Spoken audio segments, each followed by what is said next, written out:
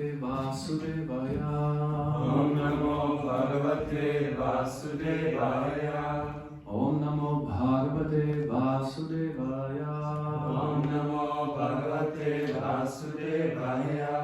Om Namo Bhagavate Vasudevaya. Om Namo Bhagavate Vasudevaya. So we continue from the Srimad Bhagavatam, 4th Canto, Chapter 3, entitled Talks Between Lord Shiva and Sati, text number 19. Tadharibhir na yatate Shri Mukhai Shete Rititango Hridayena Duyata Svanam Yata Vakradhiyam Turuktibhir Divanisham Tapyati Marmataditai Marmataditaha Tataribhir Navyatate Shri Mukhai Tataribhir Navyatate Shri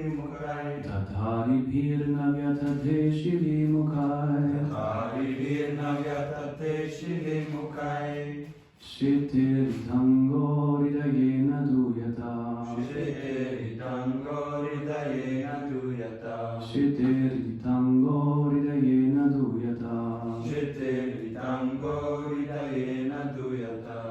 Svanam Yata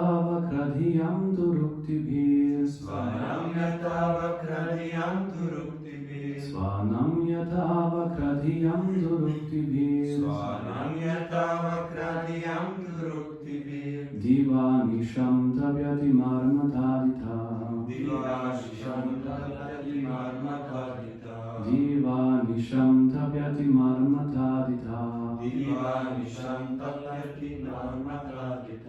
Tataribhir Navyatate Shri Mukhai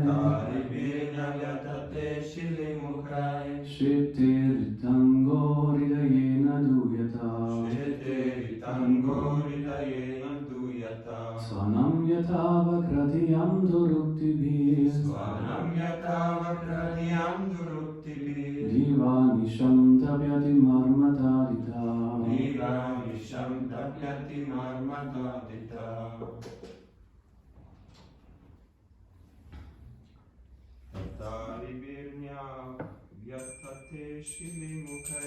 Tataribhir Navyatate Shri Mukhai Shitiritango Hridayena Duyata Svanam Yata Vakradhiyam Turuktibhir Divanisham Tapyati Marmatadita. Is it readable? Yes.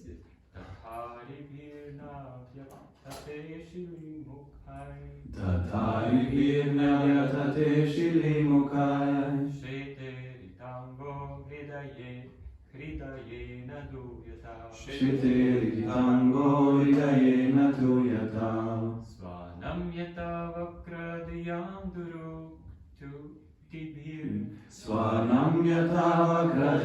Duruktibhir Divanisham Tapyati Marmatadita Tata. So Aribihi enemy. Not. Vyatate is hurt.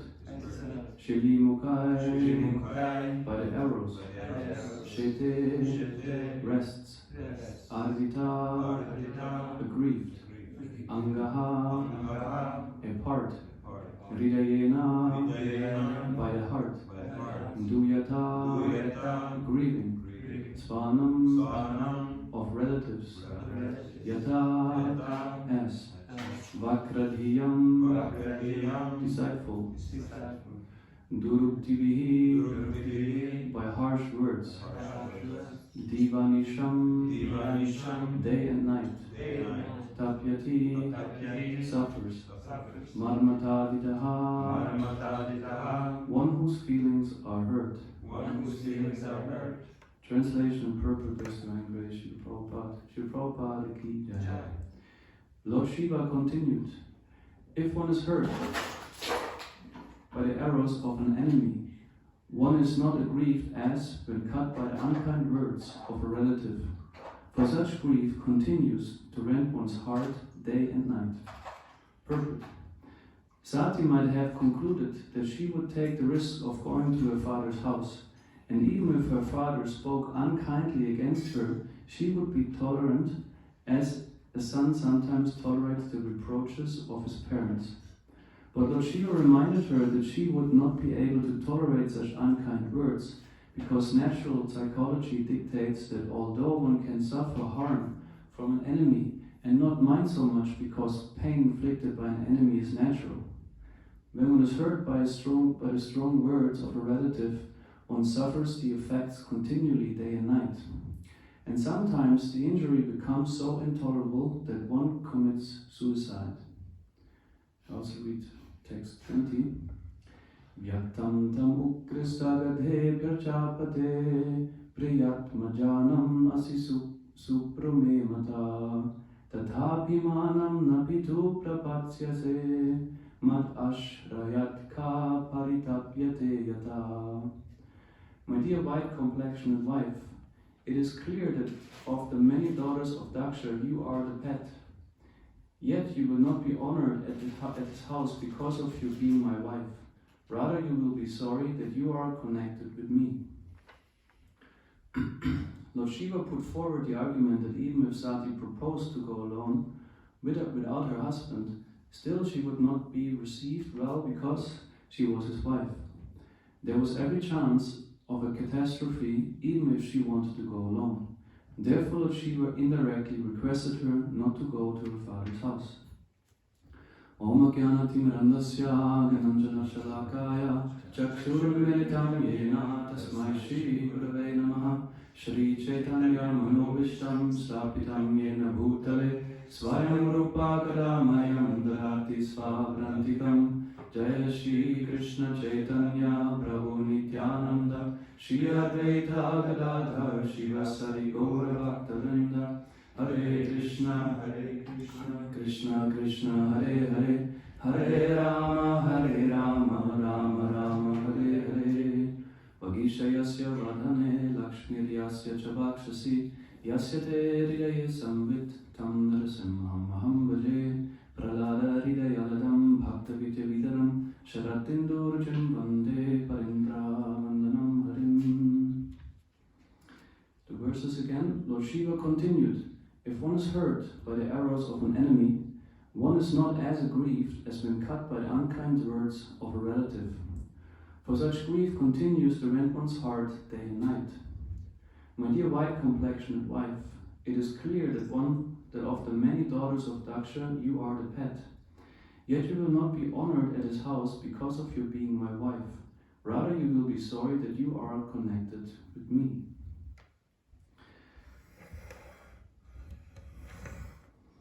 So she was continuing to attempt to protect his wife Sati from hurt. And we don't speak of physical hurt. It's not that her father is going to beat her or do something like Hiranyakashipu would do to Prahlad. Particularly here it's about the hurt on the emotional level. And here words are compared to arrows that sometimes it is said that actually words are more harmful than any weapon, because a weapon that inflicts the body with some pain, okay, it might heal and we can consider it still kind of more external, but words enter more the internal sphere of the mind, of the heart, of the soul, and they get to us differently than any physical harm. Of course, we don't want to say, well, physical harm is not a big deal, doesn't leave any scars. Of course, it does also affect us emotionally. But here, particularly, the power of the word is being highlighted by Lord Shiva, and he himself it is described he remembered the very unkind, sharp words of Daksha when he was speaking to Sati. He remembered, oh, how Daksha behaved, and therefore he concluded, hey, listen, if you want to go there, you might want to prepare yourself to be mercilessly criticized and with harsh words. But actually, he says, don't do that because you will not digest it. Practically, he says, you just would, literally it would be suicidal to go. And Yeshua Prabhupada makes the point, which is a very relevant statement, which I would like to elaborate on, that and sometimes the injury becomes so intolerable that one commits suicide. And we can see in this situation in Bhagavatam, and I want to read another story of the Bhagavatam that comes actually later in this canto, where the harsh words of one person caused immense damage to another.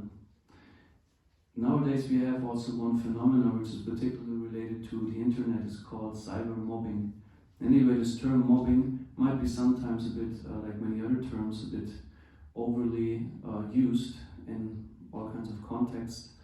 But in the essential sense, what happens is people are being mentally tortured by insults, by ridicule, humiliation, condescending behavior. You know, that always the message is you are bad, or you are not wanted, you are this and you are that. So people are being literally devalued.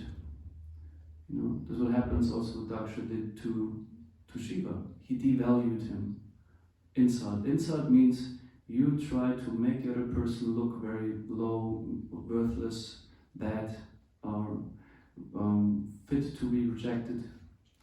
So this is something that cuts deep into what we call the ego, and we don't have to look at ego in this context as something anyway negative.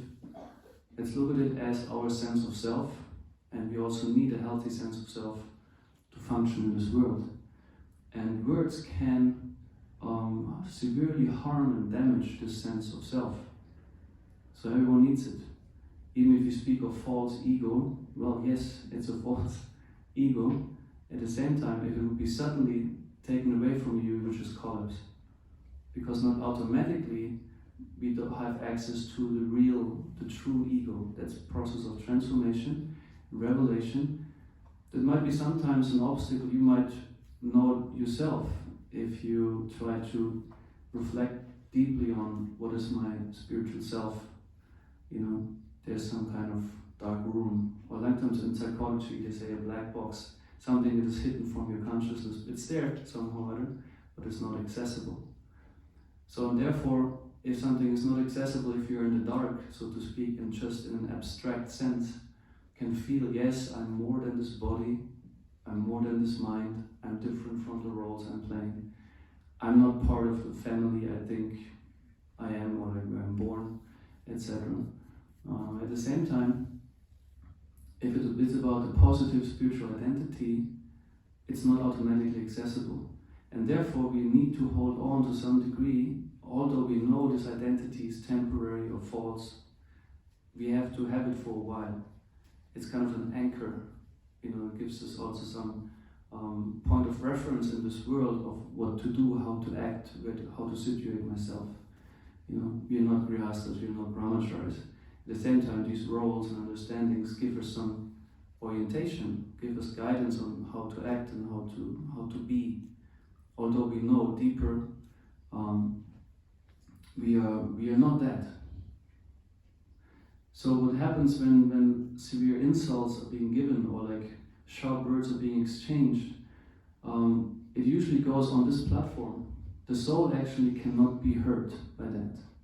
The soul is transcendental, has actually by nature no identification with matter and this in itself blissful and complete, and has also no need to condescend or ridicule or humiliate others. So this happens on the material platform. And the power of the word is also reflected within our spiritual practice. The nectar of instruction starts that we should control our tongue. And there two words are used, Vachuvegam and Manasakura Vegam, and Jiva Vegam, Udara Vegam. Vacha Vegam is the function of the tongue to taste. One should control this urge of the tongue to taste. And Jiva Vegam is the urge to speak. And one should, of course, also control the urge to speak. And this relates to different aspects of speech. Of course, we don't talk about you should not insult. Well, yes, you should not do, but besides that, there the emphasis and the purport is on the prajalpa, unnecessary talking.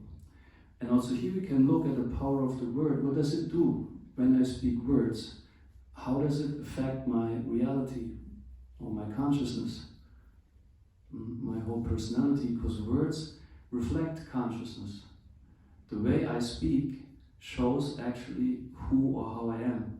And Srila Prabhupada points it out. The fool is not discovered unless he speaks, or she. And then he makes the point, so therefore one should be carefully listening. How does a person speak? What does a person speak? And there you can recognize what kind of person is it.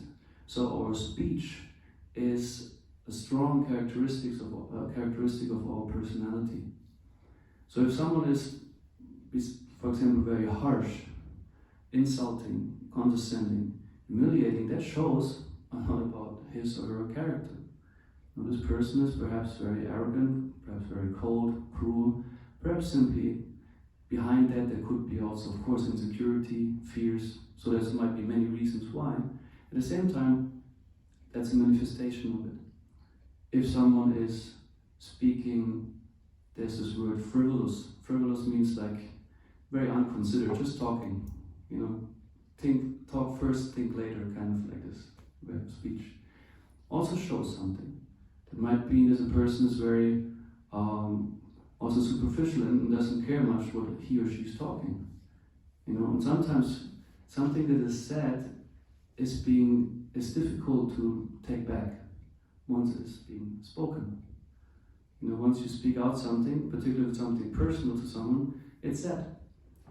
The mind hardly erases some things that stick, if it's emotionally affecting us. So words carry also always an emotional message. For example, here, what is happening also with Daksha and Shiva, the emotional message of Daksha is, I resent you. I seriously dislike you. You are. So he gives a message that you are. What's the word now? I forgot it. Despicable perhaps is some word to be used. And so what we actually do also when we send words, be that other people know how we feel about them, and if it's particularly negative feelings, this can seriously influence these people in a bad way, destructive way, depending also how sensitive people are. And we can see one example from the Srimad Bhagavatam coming in the 4th canto, and it will come, it's the story of Dhruva Maharaj. He went to practically, exactly that. What happened is, I will read the shlokas because they give some details, some names that I just don't recall now by heart.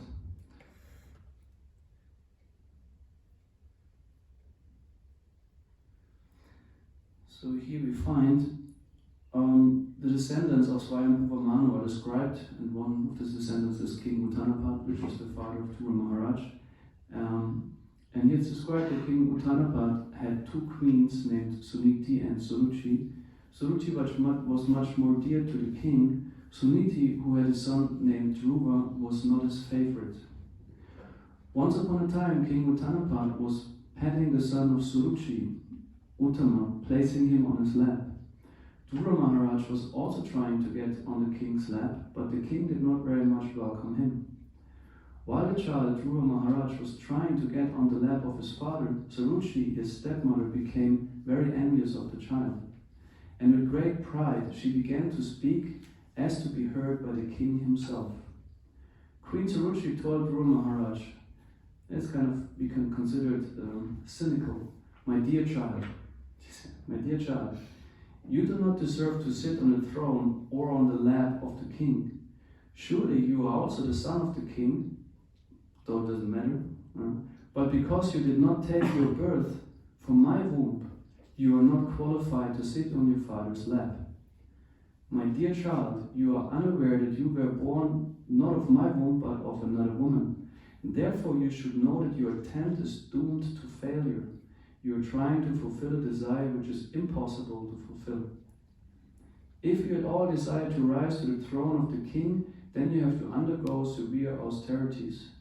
First of all, you must satisfy the Supreme Personality of Godhead Narayan, and then when you are favored by him because of such worship, you shall have to take your next birth from my womb. Just stay a moment with this attitude, with this mindset. Imagine yourself telling this to someone, if you would be a woman.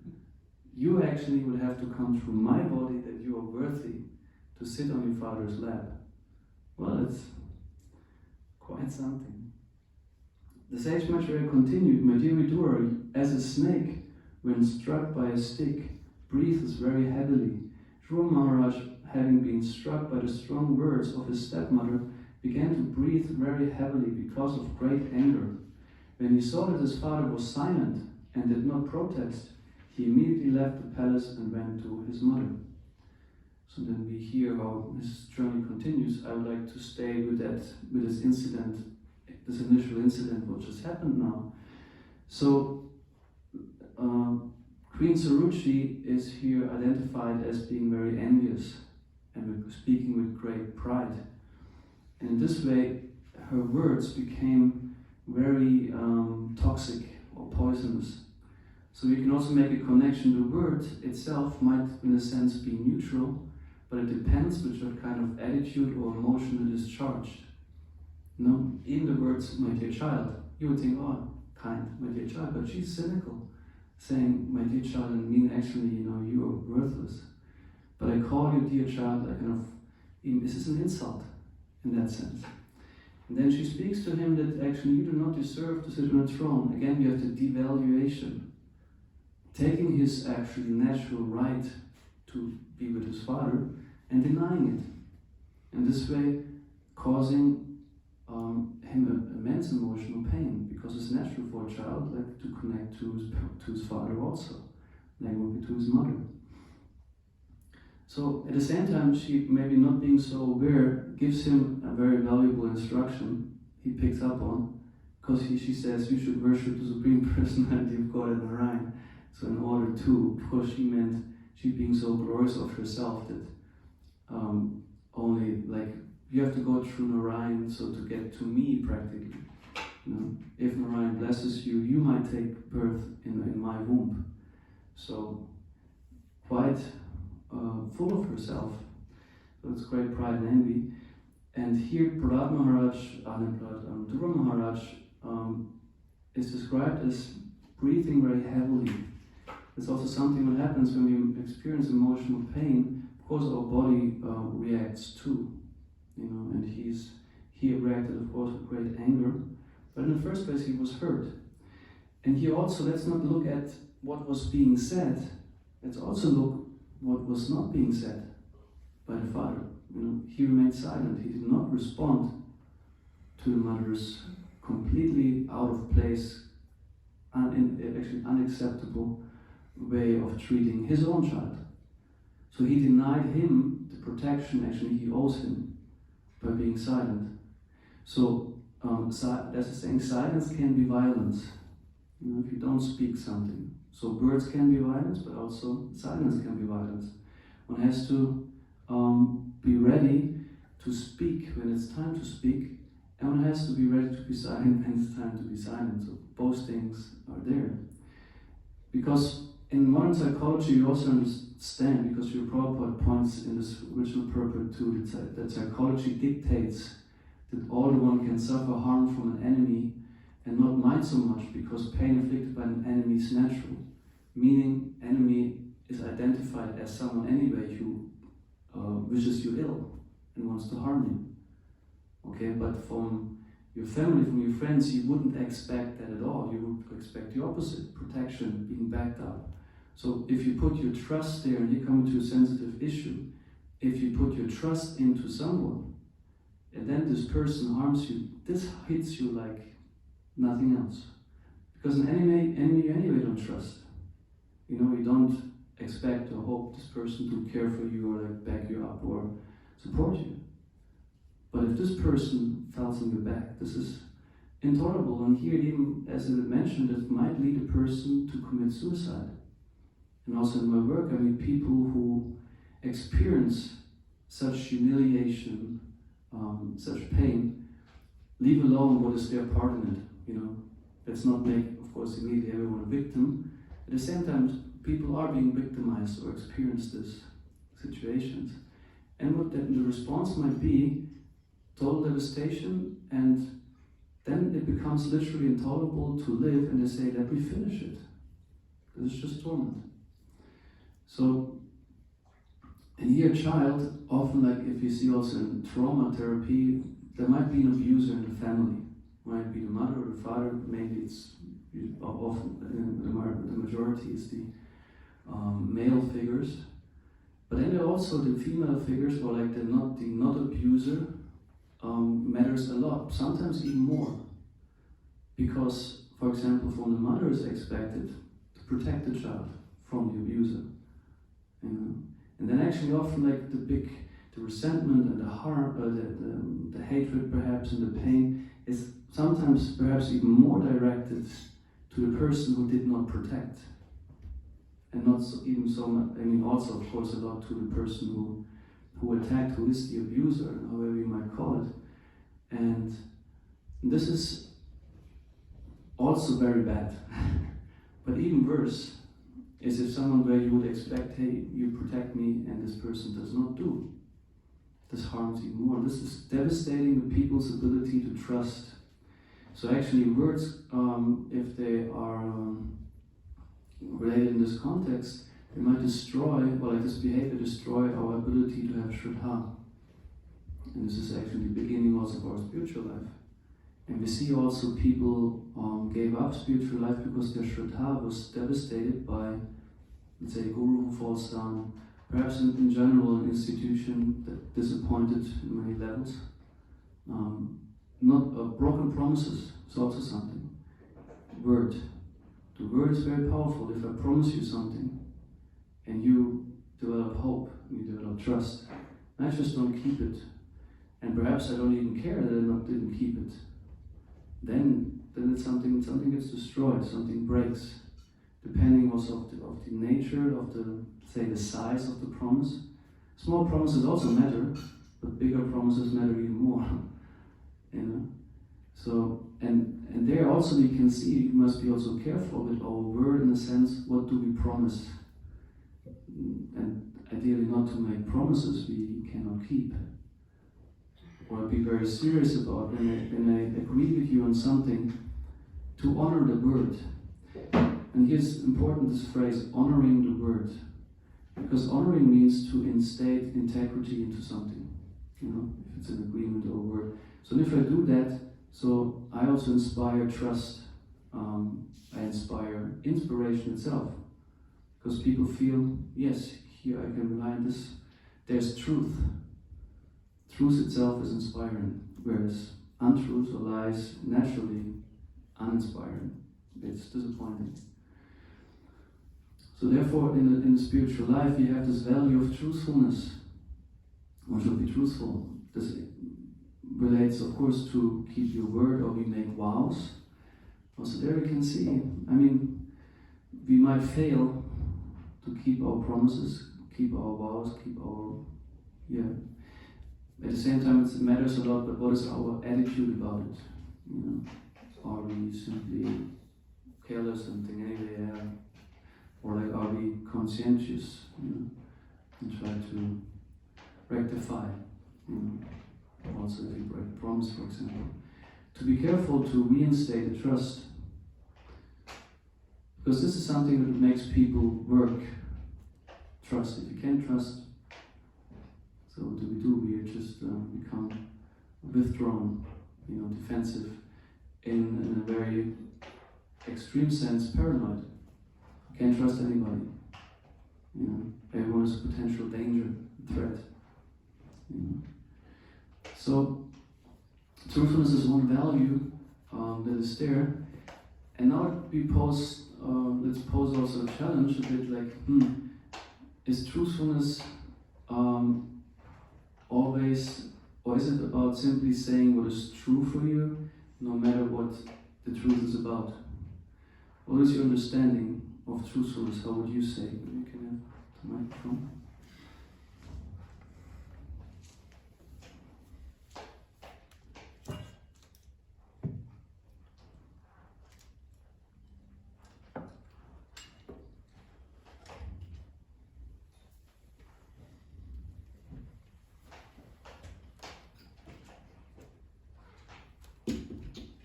It's quite a hassle, isn't it?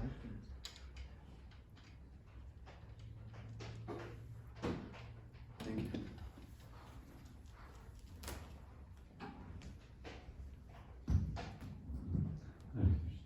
Thank you. Yeah, seems like it surely can be very disturbing to other person if we say something what is truthful, but it's not considered what will it do to other person? Will it actually uplift the other person, or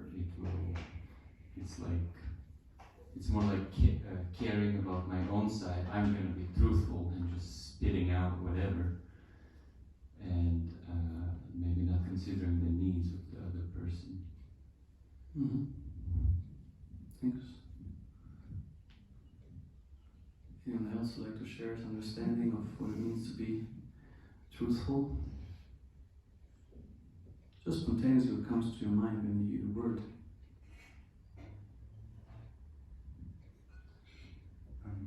I was thinking of being truthful in the sense to keep your word, and also if you see in the Mahabharata, I was so impressed how these people are. Like if you take Yudhishthira or all of the Pandavas, if they say something, or also Kunti, and then how they treat this, like when the Pandavas came back with Draupadi and said, yeah, we found something very treasurable, valuable. So they all share it amongst each other. And yeah, the truth was in such a way that they then married all Draupadi, because the mother said to protect her truthfulness in that sense. I'm very impressed. Yes. How this time's truthfulness was. Yeah. Uncompromisingly sticking to your word. The word has to become true, to speak. Arjuna got quite in a difficult situation because of that. With his own brother, Yudhishthira. He said, whoever will ask me to put down my bow, I will kill. And once Yudhishthira asked him to put his bow down, and now he was troubled, well, Yudhishthira got to kill you, So then, of course, Krishna intervened. There was a whole bit of a discourse. So this value can be quite intense also. Okay. And also, isn't it said that in Yudhishthira he was so truthful that actually truth followed his word in the end, like actually. Yeah, it's interesting. Yeah. All right. Any other thoughts on that? Okay. Yes, the value of truthfulness is there, and let's have in mind what Krishna is instructing or describing in the Bhagavad Gita in 17:15. Anudvegacharam vakyam satyam priya hitam jayat svadhyaya prasanam chaiva vanmayam tapochyate. He speaks of the different types of penances, and he said the penance of speech constitutes of anudvegacharam vakyam, actually words that are not agitating others. Satyam, truthful, priyam, pleasing, hitam, beneficial or useful. And then svadhyaya pyasanam means also regularly reciting Vedic literature. These constitute the penances of speech. And as purport here, Prabhupada gives also, of course, a few examples how these values can be looked at practically.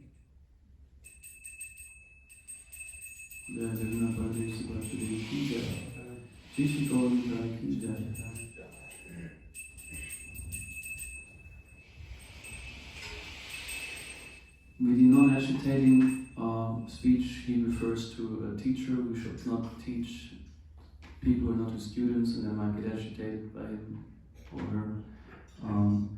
With Satyam, he says one should speak the truth even if it's not convenient or even if it's unpleasant. You know, one should not, like by social convention, deny the truth. You know, that is related to preaching. At the same time, he says talk should be sweet and pleasing. He doesn't particularly elaborate on that. And useful or like beneficial. Then he states with Svadhyaya Pyasanam Chaiva that one in spiritual circles, whenever one makes a point or speaks, one should be immediately ready and capable to quote or like to relate to where did I get this from. So Nadi Purusha used to make the point, so when you tell someone about these principles, you should be able where they are being laid down, so you have to be able, it's Bhagavad Gita 17:15, to quote where it is from. And then he said, besides that, one should not talk nonsense. Just adds that in the line, you know, to control your tongue and control your words. He compares nonsense talking, or prajalpa, to the, you say toad, the kind of froggish creature there? Toad. That just attracts the snake by his prajalpa. So he says a materialistic person, by simply talking unnecessary and meaningless things, he just attracts death. Whereas the person who speaks Krishna Katha, like spiritual topics, is in Bhagavatam description that even the sun stops her destructive influence on the person. He says usually sun takes away duration of life of everyone, except those who engage in Krishna Katha, speak spiritual subject matters, they become actually free from the influence of time. So it seems that. So he puts like two values in the same context, which might be difficult to realize: truthful and pleasing. This often might pose a challenge. So how can I be truthful and pleasing at the same time? What does it mean to please? What does it mean to be truthful? So anyone would like to share, like if you have two values, like truthfulness and pleasing, how would you put these things together? Do you have an idea, an example of how could that look like? You can say in a way that he feels or he loves me actually and wants to help me. That can be pleasing, even if it's not so nice to hear. Means, but if when you are on the receiving end of this speech, you mean that you say you can think that he is actually loving me and means well. No, I'm speaking about the speaker. Ah yes, okay. Can you say it again? You can say it in a way that he feels he likes me actually, he wants to help me, and then he doesn't feel hurt. Okay, to let, like, he will speak also showing your attitude of care while you say something. Yes. Kind of like how you emphasize. And it's not a contradiction anymore. Okay, thank you. Yes.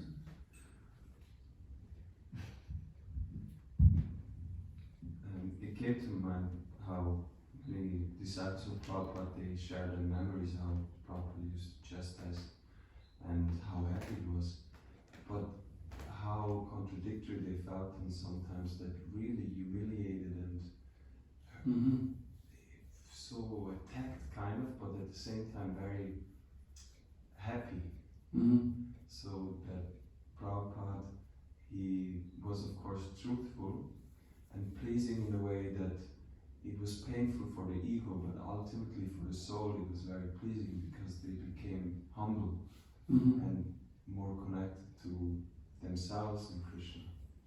Right, yeah. But then of course the speaker has to be completely free from any tinge of false ego motivation. Yes, as we said before, language reflects consciousness. We vibrate a lot more than we think that we vibrate in our sounds, in our words. So many emotional messages are there, like subtle messages underlying, our character. Because we might not even be aware of it. We speak of this blind spots we have, where we think I'm just speaking very clear and For example, yeah, I think I speak very clearly and concrete, and I just think, what is this person talking about? And so sometimes we not be so aware of even what we communicate. So actually, truthfulness, I would want to suggest, provides also some self-awareness. I cannot be in truth by being unaware of truth.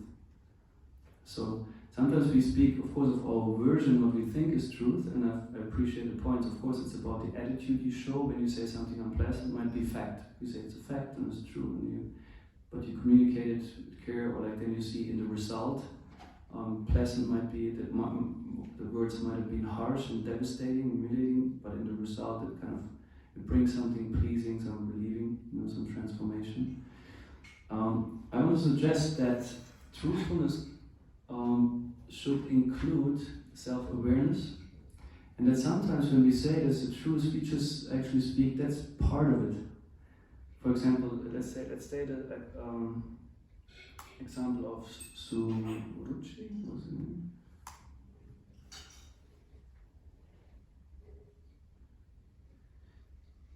Zurich. So it was mentioned that she spoke actually with great envy and pride, but I assume she didn't feel I'm very envious or proud. She probably just felt I'm right. That's how it is, and I speak truthfully to you, my dear child. You're not born of my womb, and therefore you're not deserving. So she simply externalizes that her own envy, which she felt in a way diminished, because actually he's the son of her co-wife. And as always mentioned, how there's rivalry between the co-wives of a king, there's always envy, who gets most attention, who has the higher status, who has more children, which child is the how to say, will get on the throne. So there's so many things that influence the mind of the queens. So my suggestion is, truthful would be, also could be, Dear Maharaj, I feel rather envious, of you, and I don't grant you that you sit on your father's lap.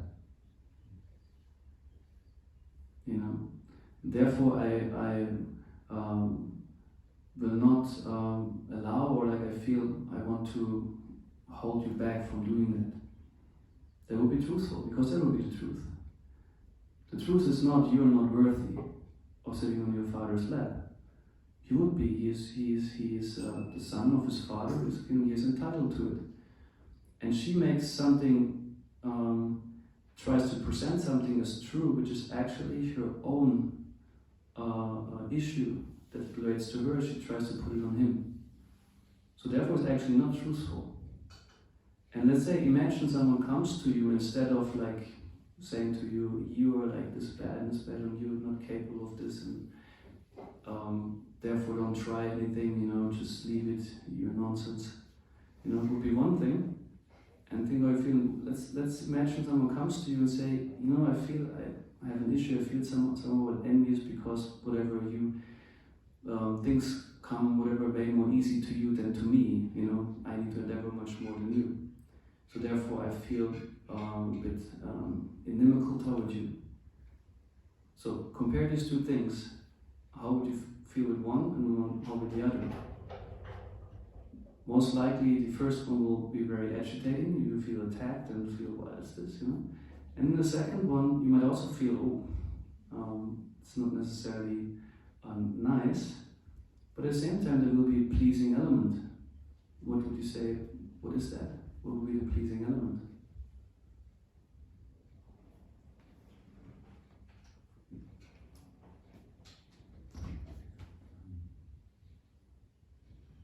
It seems like on the first option, it feels like somebody wants to hang on you something, which actually doesn't belong to you, something stinky and nasty. Then the other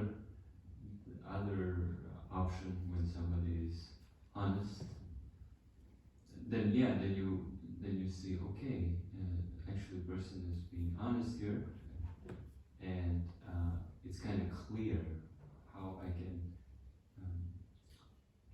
there's some trust actually, when a person is honest, shows his vulnerability, or on his side, yeah, it seems like it inspires. Okay, I can communicate here. I can actually, we can have this relationship, although maybe it's needs some boundaries and needs some distance, but I can deal with that. Yeah, thank you. Yeah, I'd like to pick up on what you said, like particularly the honesty and truth about like what has to do with me, the person is sharing, showing vulnerability. And this is pleasing if a person is actually, in fact, honest about it. So, in this sense, one can conclude that true truthfulness is naturally pleasing. So, be one. Might not be the truth, might still be a hard one, but the act of being truthful is actually naturally pleasing. If the person is really also honestly saying what's going on for me and why.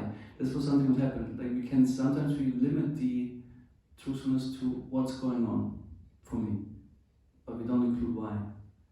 It's more like I hate you, for example, and we don't speak about what's happening, why, we just maybe project or externalize. But if we include our own part, being responsible for what's going on for us, and present that, then we are different. We also show accountability for our feelings, and she didn't. She didn't. And then Guru Maharaj got really hurt. And also his father, he didn't show accountability. He just remained silent. Though he would have duty to speak up, as we said before. So, in conclusion, let's take with us that the words we speak are very impactful. Let's be conscious what we speak, how we speak, when we speak, to whom we speak, because our words really create a lot, create consciousness, they create our quality of life and relationships, how we say things, what do we say. As we mentioned now, the principle of truthfulness and being pleasing and beneficial. Always let's consider, is it beneficial to speak now in relationship to this Prachalpa principle? Unnecessary talk, frivolous talk. It said one quality of a Vaishnava is that he's grave. It means he's serious and thoughtful. And Prabhupada once said, I think in the Bhagavad Gita, it's about the items of knowledge, when he speaks about silence. He said, silence means to always think of self-realization. That was his definition of silence. To not just talk about all kinds of stuff. So because words are powerful, as we can see here, and here in this example, words even, can kill. Depending. And at the same time also words can be very uplifting, powerful, enlivening. So let's have this in mind, that actually our words, our tongue is in a sense a weapon. Let's be careful how we use it. Speaking truth instead of lies or like gossip. Gossip is also devastating nowadays. As I mentioned in the beginning, this whole cyber mobbing and whatever kind of stuff is going on. So that's something that I would like to present today. I will not enter into another aspect which you might want to, if you're inspired today, read up a bit, because today is also the appearance days of Kurmadev, or like and also Buddha, like some other Das avatars. So I find that would be kind of a bit rasa-basa at the moment to come suddenly with the pastime. So what you might want to read today on Kurmadev. Yes. Are there any more questions, comments from your side regarding this topic today?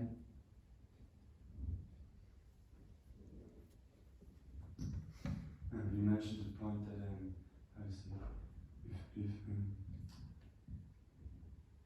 if someone not chastises but tries to correct you, but he's not actually in the position of your teacher, this is earlier mentioned that you can only say, correct someone who is your disciple or student or something like that.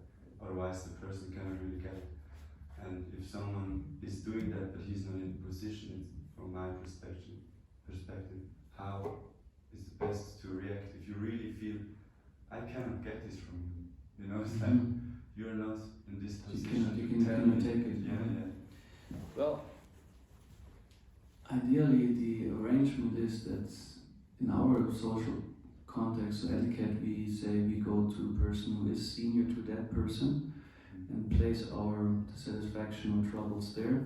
This person might approach the other one to address that, and in case if this correction is needed, correct.